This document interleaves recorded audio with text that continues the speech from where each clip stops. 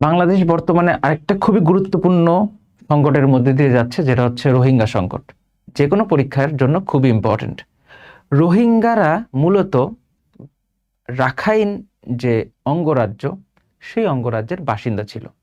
পরবর্তীতে ওদের দেশের মানুষজন ওদেরকে বের করে দেওয়ার একটা চেষ্টা চালায় এবং তখন থেকেই ওরা হচ্ছে স্টেটলেস হয়ে যায়। তার মানে ওরা ওই দেশের মানুষ হলেও তাদের আসলে কোনো নাগরিকত্ব ছিল না কোনো ভোট প্রদানের অধিকার।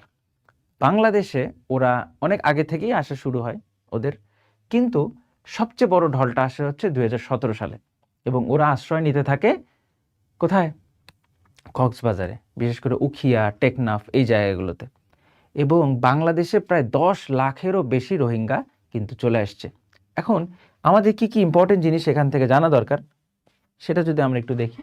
রোহিঙ্গাদেরকে বাংলাদেশে কি নামে পরিচয়, তাদের কি আসলে যদি আমরা দেখতে চাই, তাহলে সেটা হবে হচ্ছে ডিসপ্লেসড পিপল অফ মায়ানমার।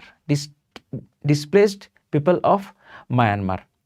মায়ানমারের রোহিঙ্গারা পরিচিত হচ্ছে কালারাস নামে।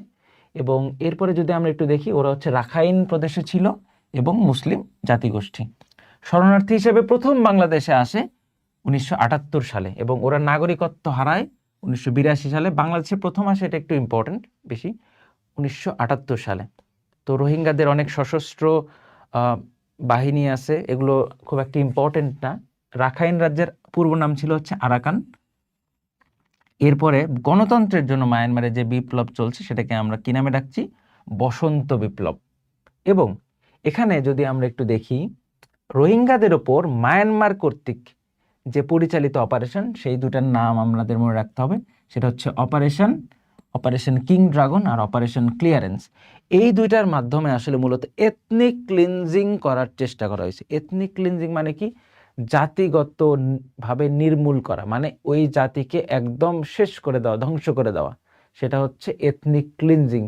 তো মায়ানমারের যে যারা মানে সেনাবাহিনী ছিল, তারাই মূলত এই কাজটা করে বা এই কাজটা শুরু করে। পরবর্তীতে ওদেরকে যারা মানে হেল্প করার প্রতিশ্রুতি দেয়, তারাও পর্যন্ত ওদের উপরে আসলে মানে বিরোধী যারা ছিল, তারা প্রথমে ওদেরকে হেল্প করার কথা বলে যে না, আমরা তোমাদেরকে হেল্প করব, কিন্তু পরবর্তীতে ওরাও সেম কাজটাই করে।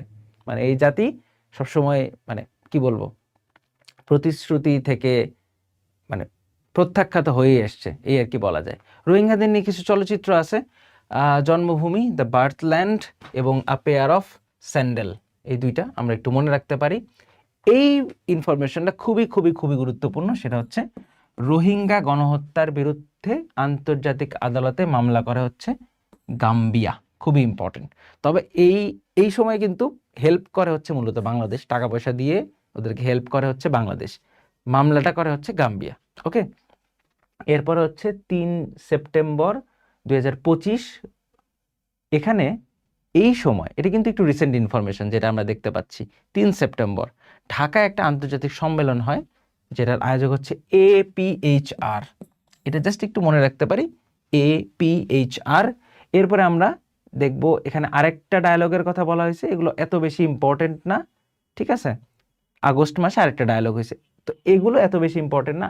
এখানে আমাদেরকে কোনগুলো তাহলে মনে রাখতে হবে, সেটা হচ্ছে রোহিঙ্গারা প্রথম আসা শুরু করে 1978 সালে, সবচেয়ে বেশি ঢল শুরু হয় 2017 সালে। ওদেরকে ডিসপ্লেসড পিপল অফ মায়ানমার নামে ডাকা হয় বাংলাদেশে, যদি আমরা রোহিঙ্গা বলি, কিন্তু রোহিঙ্গা মানে অফিসিয়ালি ওদেরকে বলা হয় ডিসপ্লেসড পিপল অফ মায়ানমার। গণতন্ত্রের জন্য মিয়ানমারে যে বিপ্লব চলতেছে সেটাকে আমরা বলবো হচ্ছে বসন্ত বিপ্লব। তাহলে এখন প্রশ্ন হচ্ছে, ওরা মানে রোহিঙ্গারা কোন প্রদেশ থেকে বাংলাদেশে আসছে? মায়ানমারের কোন প্রদেশ থেকে বাংলাদেশে আসছে? এটা কোথায় লিখে জানাতে হবে?